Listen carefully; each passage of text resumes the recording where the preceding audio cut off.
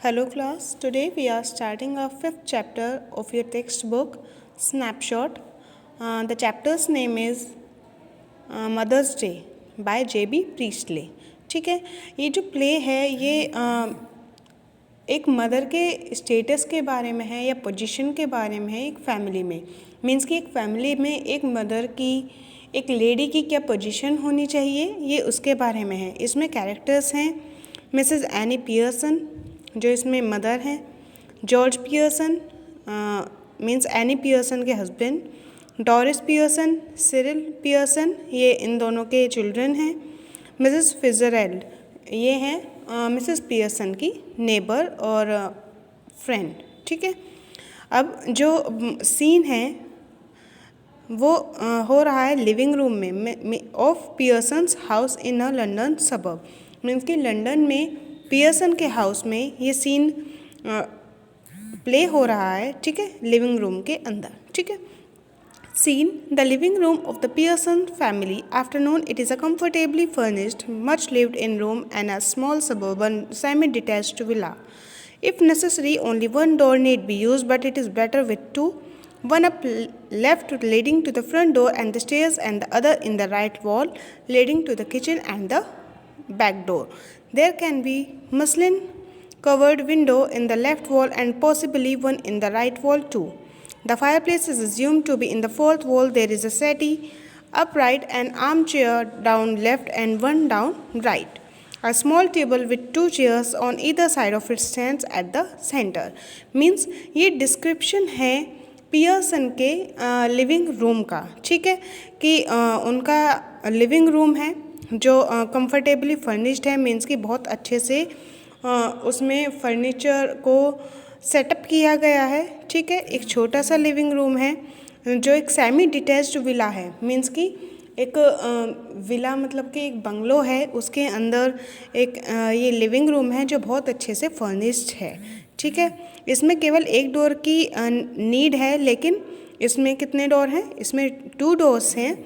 ठीक है, एक जाता है फ्रंट डोर की तरफ और दूसरा जाता है स्टेयर्स की तरफ। एक जाता है फ्रंट डोर और स्टेयर्स की तरफ और दूसरा जाता है किचन और बैक डोर की साइड में। ठीक है, वहाँ पर 2 विंडो हैं, लेफ़्ट वॉल पर और एक है राइट वॉल पर। फायरप्लेस मतलब कि जो फोर्थ वॉल है उसके पास है फायरप्लेस, मतलब कि जहाँ पर एक छोटा सा एरिया है जहाँ पर फायर प्लेस करते हैं वो लोग। मतलब कि जब सर्दी होती है वो फायर जलाते हैं, वो फायरप्लेस फोर्थ वॉल के पास है। एक सेटी है, एक आर्म चेयर है। ठीक है, एक आर्म चेयर लेफ्ट में है, एक राइट में है। बीच में एक टेबल है जिसकी 2 चेयर हैं जो सेंटर में पड़ी हुई है। ठीक है, When the curtain rises, it is an afternoon in early autumn and the stage can be well lit. Mrs. Pearson at right and Mrs. Fitzgerald at left are sitting opposite each other at the small table on which are 2 teacups and saucers and the cards with which Mrs. Fitzgerald has been telling Mrs. Pearson's fortune. Mrs. Pearson is a pleasant but worried-looking woman in her 40s. Mrs. Fitzgerald is older, heavier, and a strong and sinister personality. She is smoking. It is very important that these should have sharply contrasting voices. Mrs. Pearson is speaking in a light, flurried sort of tone, with a touch of suburban cockney perhaps, and Mrs. Fitzgerald with a deep voice, rather Irish perhaps. ठीक है, अब यहाँ पर पर्दा जैसे उठता है तो क्या सीन है? आफ्टरनून का टाइम है, अर्ली ऑटम का, मीन्स कि ऑटम सीजन चल रहा है, आफ्टरनून का टाइम है। मिसेस फिtzgerald और मिसेस पियर्सन दोनों एक दूसरे के अपोजिट बैठे हुए हैं, स्मॉल टेबल के अपोजिट बैठी हुई हैं, जैसे कि आप पिक्चर में देख सकते हैं। ठीक है, टेबल पर क्या है? 2 टी कप्स हैं, मतलब कि और सॉसर्स हैं और कुछ कार्ड्स हैं जिनकी हेल्प से मिसेस फिtzgerald मिसेस पियर्सन को उनका फॉर्च्यून मतलब कि उनका भाग्य बता रही हैं।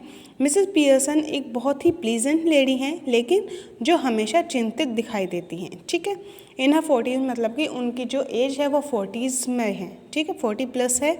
मिसेस फिtzgerald उनसे थोड़ी ओल्डर हैं, उनसे थोड़ी हैवियर हैं, मीन्स की फैटी हैं और बहुत ही स्ट्रॉन्ग और सिनिस्टर पर्सनैलिटी है। सिनिस्टर पर्सनैलिटी मीन्स कि जो लोग भाग्य बताते हैं उस टाइप की उनकी पर्सनैलिटी है, वो स्मोक कर रही हैं।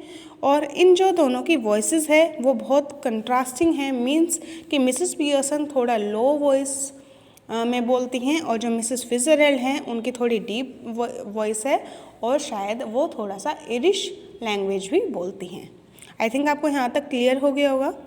Now let's start the main part of the play.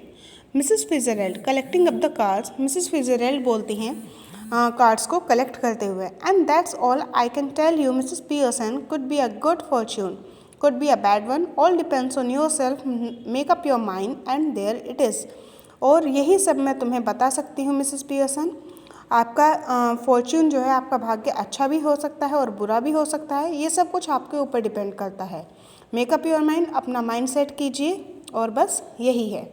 Mrs Pearson, yes thank you Mrs Fitzgerald, I am much obliged, I am sure it's wonderful having a real fortune teller living next door, did you learn that you each too? Yes thank you Mrs Fitzgerald, मैं बहुत ज़्यादा आपकी आभारी हूँ, obliged हूँ, ठीक है।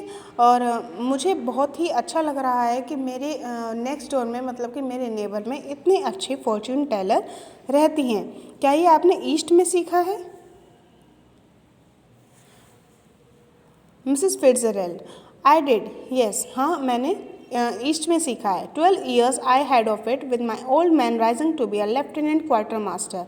Means कि जब मेरे हस्बैंड 12 साल पहले लेफ्टिनेंट क्वार्टर मास्टर थे, ही लर्नड अ लॉट, उन्होंने भी बहुत सीखा, and I learned a lot more, और मैंने उनसे कुछ ज़्यादा सीखा। But will you make up your mind now Mrs Pearson dear, क्या अब तुम अपना माइंड सेटअप करोगे Mrs Pearson? Put your foot down once and for all and be the mistress of your own house and the boss of your own family। अपना एक कदम आगे बढ़ाओ और अपनी फैमिली की बॉस बन जाओ और अपने घर की मालकिन बन जाओ। Mrs Pearson smiling apologetically, that's easier said than done. Besides, I am so fond of them, even if they are so thoughtless and selfish, they don't mean to be। Mrs Pearson मतलब थोड़ा सा smile करते हुए बोलती हैं, ये कहने से मतलब करना और कहने में बहुत फ़र्क होता है, ये कहना ज़्यादा आसान है, ठीक है। बशर्ते मैं उन सब लोगों को बहुत पसंद करती हूँ, चाहे वो मेरे लिए कुछ नहीं सोचते हों या सेल्फिश हों, they don't mean to be, वो चाहे मुझे कुछ भी नहीं समझते हैं, ठीक है। मिसेस फिtzgerald कटिंग इन, मतलब कि बीच में ही बोलती हैं, मे बी नॉट, क्या पता नहीं हो, but it would be better for them if they learn to treat you properly, लेकिन ये उनके लिए अच्छा होगा कि अगर वे तुमसे अच्छे से बिहेव करना सीख लें। Mrs Pearson, yes I suppose it would in a way, हाँ मैं चाहती हूँ कि ऐसा हो। Mrs Fitzgerald, no doubt about it at all, इसमें कोई डाउट नहीं है। Who is the better for being spoiled, grown man, lad और girl?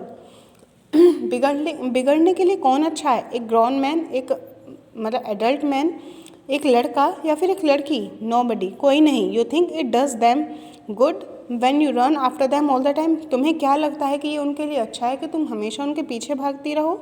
Take their orders as if you are the servant in the house, और उनके एक नौकर की तरह तुम हमेशा उनके ऑर्डर देती रहो।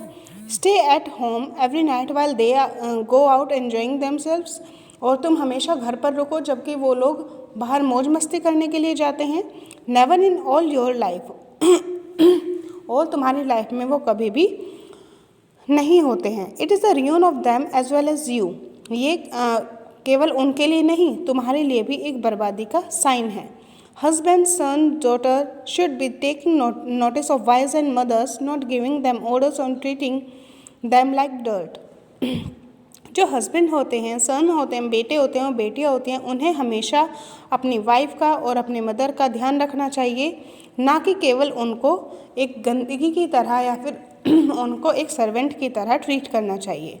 And don't tell me you don't know what I mean, for I know more you have told me, और प्लीज़ मुझे ये मत कहना कि तुम ये नहीं जानती हो कि मेरा मतलब क्या है। क्यों? क्योंकि मुझे उससे ज़्यादा पता है कि जितना तुमने मुझे बताया है। Mrs Pearson dubiously, I keep dropping a hint, क्या मैं उनको कोई हिंट दे सकती हूँ? Mrs Fitzgerald, hint, it's more than hints your family needs. Mrs Pearson, hint, Mrs Pearson आपकी फैमिली को हिंट से भी बहुत कुछ ज़्यादा की ज़रूरत है, नीड है। Mrs Pearson, I suppose it is, हाँ मुझे लगता है। But I do hate any unpleasantness, लेकिन मुझे कोई भी बदतमीज़ी पसंद नहीं है। And it is so hard to know where to start, और मुझे ये समझ में नहीं आता है कि मैं कहाँ से स्टार्ट करूँ। I keep making up my mind to have it out but with them, but somehow I don't know how to begin. मैं अपना माइंड सेट करती हूँ कि मैं उनके साथ कुछ ऐसा करूँ, लेकिन मुझे नहीं समझ में आता है कि मैं कहाँ से स्टार्ट करूँ।